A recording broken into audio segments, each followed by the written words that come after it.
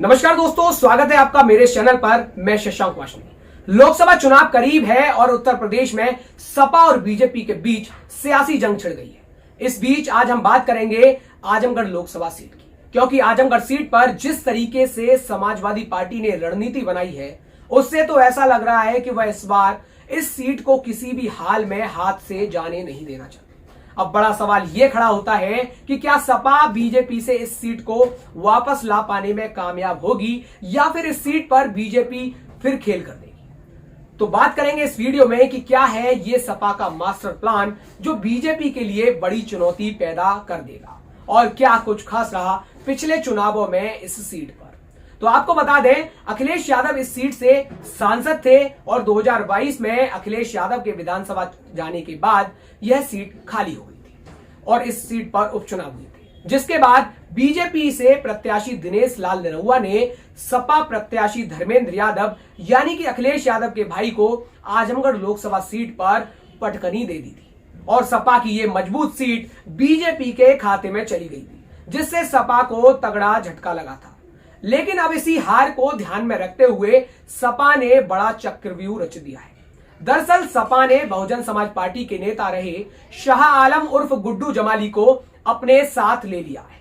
आपको यह भी बता दें कि गुड्डू जमाली की वजह से ही सपा को भाजपा से हार का सामना करना पड़ा था, क्योंकि पिछले आजमगढ़ लोकसभा उपचुनाव में त्रिकोणीय लड़ाई थी। बसपा प्रत्याशी गुड्डू जमाली 2 बार मुबारकपुर विधानसभा सीट से विधायक रहे थे और दूसरे प्रत्याशी सपा से बदायूं के पूर्व सांसद धर्मेंद्र यादव थे। और वहीं बात करें तीसरे प्रत्याशी की, तो तीसरे प्रत्याशी अखिलेश यादव को 2019 के लोकसभा चुनाव में टक्कर देने वाले भाजपा से प्रत्याशी दिनेश लाल यादव निरहुआ थे। तो गुड्डू जमाली को 2022 में हुए लोकसभा उपचुनाव में बसपा के टिकट पर 2,66,000 से ज्यादा वोट मिले थे। इसी वजह से माना गया कि सपा के धर्मेंद्र यादव चुनाव हार गए, क्योंकि धर्मेंद्र यादव को जो और वोट मिलता वह गुड्डू जमाली को मिल गया। ऐसी बातें लोग करते देखे गए।